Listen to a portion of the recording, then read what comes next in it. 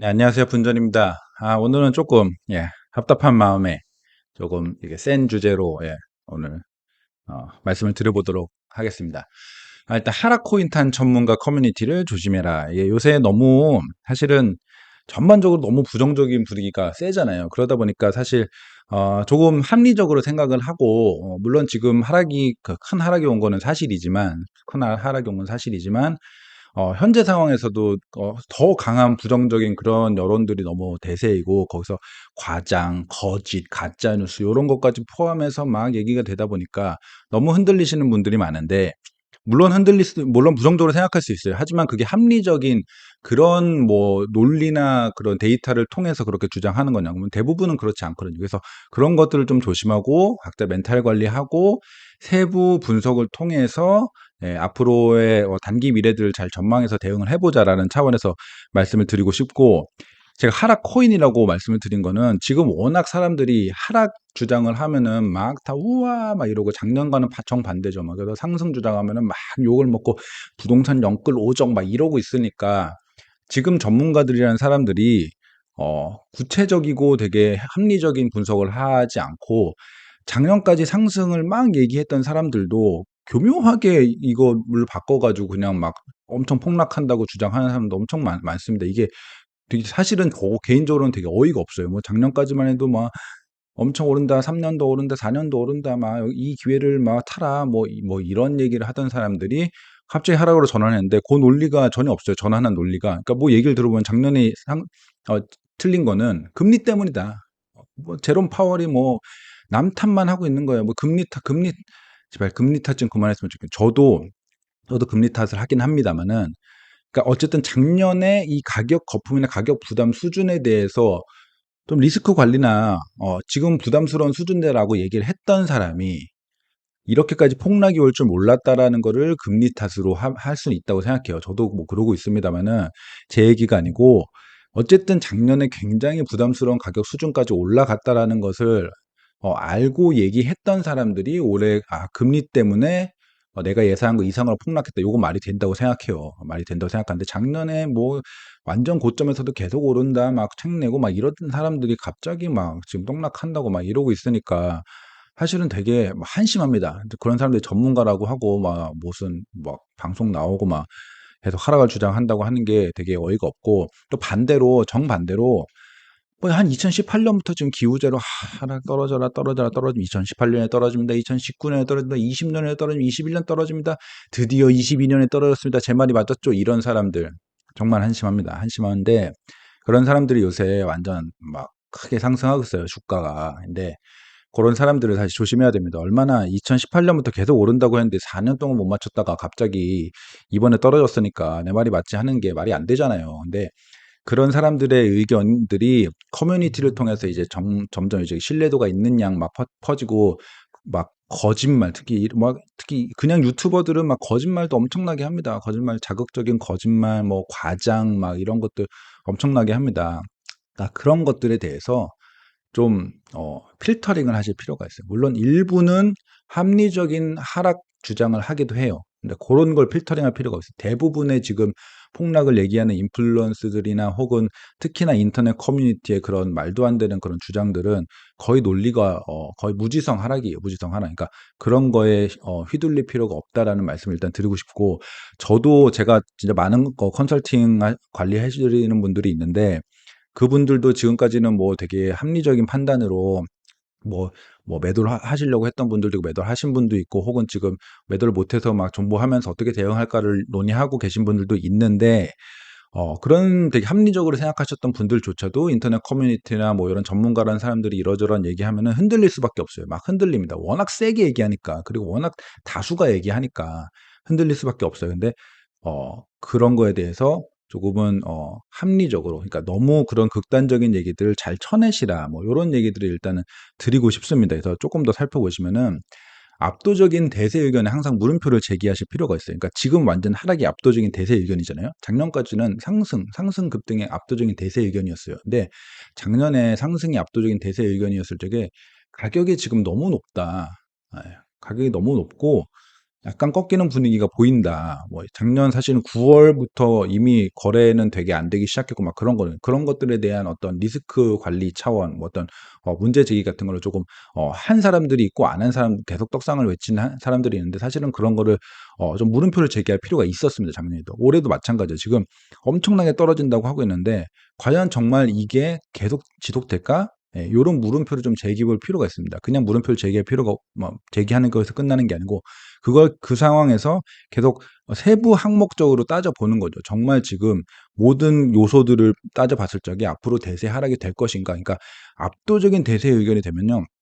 이렇게 휘둘릴 수밖에 없어요. 그러니까 지금 동조 효과라고 말씀을 드린 동조 효과라고 하는데 지금 얼마 전에 3프로 TV에서도 어떤 그 뭐 이사님이 동조 효과 얘기를 했는데 주식도 그렇지만 사람들이 다 떨어진다라고 하면 다 떨어진다라고 하면 '진짜 떨어지나 보다. 떨어지나 보다.' 이렇게 생각이 될 수밖에 없거든요. 근데 그런 거에 대해서 내가 멘탈을 바로잡고 사람들은 다 떨어진다고 하지만 지금 이거는 그냥 커뮤니티에 어떤 관성적인 이렇게 무게로 휩쓸리는 그런 의견 그렇게 돼서 이렇게 증폭되고 있을 뿐이다. 해서 나는 거기에 휩쓸리지 말고 정확하게 객관적으로 판단을 해 봐야겠다라는 생각을 하셔야 된다라는 거예요. 그러니까 동조 효과라는 게 이 효과 자체는 무시할 수 없어요. 이 동조 효과라는 게 뭐냐 하면은 사람들이 계속 떨어진다라고 하면은 다른 사람들도 '아 떨어지나 보다, 떨어지나 보다.' 생각을 해서 그걸로 이제 그게 실제 매매에 효과를 발휘해서 계속 뭐 손절을 한다거나 막 계속 판다거나 그다음에 매수를 안 한다거나 그래서 그런 어떤 일종의 심리적인 여론 효과 고런 것들 동조 효과라고 하는데 고런 것들을 무시할 수 없어요. 심리적인 효과가 어떤 그 트렌드를 만들어 가지고 실제 하락 혹은 상승으로 영향을 준다. 요거 무시할 수 없는데 어차피 한계가 있습니다. 한계가 없다 그러면은 사실 작년에도 계속 상승을 했겠죠. 작년 올해까지 계속 상승을 했겠죠. 근데 심리적인 게 영향을 미치는 거는 한계가 있고 실질적으로 자금, 유동성, 뭐 수급 이런 게 결국은 다 이겨버려요. 그런 게 조금씩 이기면서 그 동조 효과에 대한 심리 자체도 조금씩 넘어오기 시작하거든요. 지금은 물론 완전 고금리 그다음 수급의 문제, 역전세나 문제, 실질적인 문제가 같이 따라오기 때문에 심리를 전환시킬 수 없는 상황인데 앞으로 점점 대출 금리도 조금 반등하고 그다음에 기준금리 인상 없어지고 중단되고 그다음에 규제 완화 대폭하고 가격은 엄청나게 내려온 상황에서 '아 요 정도면 메리트가 있나.'라는 생각까지 들기 시작하면은 어차피 심리는 조금씩 변하기 시작하고 그다음에 가격도 실제 수급과 실제의 그 자본과 자금 뭐 유동성 요런 게 더 결국은 더 중요하거든요. 그래서 동조 효과 무시할 수 없지만 어쨌든 어차피 한계는 있습니다. 그러니까 내가 거기에 휩쓸릴 필요가 없다라는 거예요.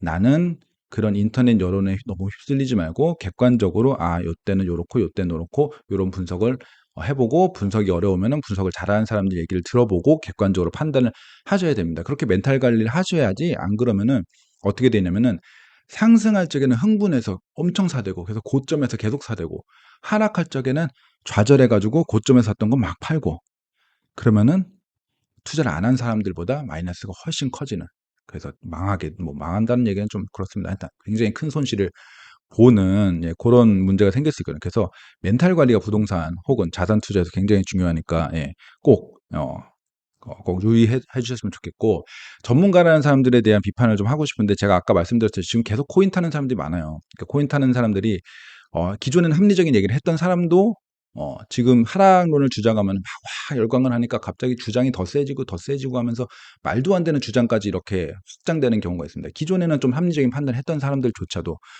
물론 기존에도 말도 안 되는 무지성 얘기를 했다가 지금도 무지성 얘기하는 기존에는 무지성을 상승 얘기했다가 지금 갑자기 무지성을 하락 얘기한 이런 사람들은 기본적으로 꼭 걸렀으면 좋겠어요. 이 사람이 중간에 스탠스를 어떻게 스탠스를 변화할 수 있거든요. 예상을 바꿀 수 있어요. 근데 예상을 바꾸는 논리가 있어야 되고 완전 급변하는 거는 사실은 좀 말이 안 된다고 생각합니다. 그래서 논리를 가지고 내 주장을 바꾼 이유가 합리적이어야지 바꿀 수 있는 거지 지금 완전 무지성을 그냥 트렌드 따라가서 조회수 따라가서 그렇게 바꾸는 사람인 것 같다라고 생각하면 그 사람은 기본적으로 다 차단하고 얘기를 듣는 것 자체를 사실 안 했으면 좋겠어요. 저는 그래야 된다고 그래야 내가 더 합리적인 판단을 할 수 있다라고 생각을 하고 지금 완전 어쨌든 기존에 합리적으로 얘기했던 사람조차도 지금 계속 찬양을 받으면 이 찬양을 받는 사람도 흥분을 할 수밖에 없거든요. 그래서 이렇게 해가지고 지금 약간 물 들어올 때 노젓는 그런 식으로 약간 얘기를 강하게 얘기하는 사람들이 좀 있는데 기본적으로 저는 이거는 폭주라고 봐요. 예. 5년 이상의 미래, 뭐 2028년까지 떨어진다, 2030년까지 떨어진다, 이런 무슨 노스트라다무스 같은 그런 얘기를 하는 사람들 얘기는 믿지 않으셔야 된다고 봐요. 그러니까 지금 뭐 2030년에 무슨 일이 생길지 어떻게 알아요? 2030년에 드론 택시가 나와서 뭐 하늘에서 택시를 타고 막 사실 이게 지금 너무 지금 그이 기술이나 이런 발전들이 너무 좀 빨리 발전하고 있기 때문에 굉장히 압축 발전을 지금 할 수밖에 없는 시기이거든요. 향후 한 10년 정도는 적어도. 그래서 지금 어떤 세상이 올지 몰라요. 어떤 세상이 올지도 모르는데 부동산에 대해서 8년 후 미래를 얘기한다?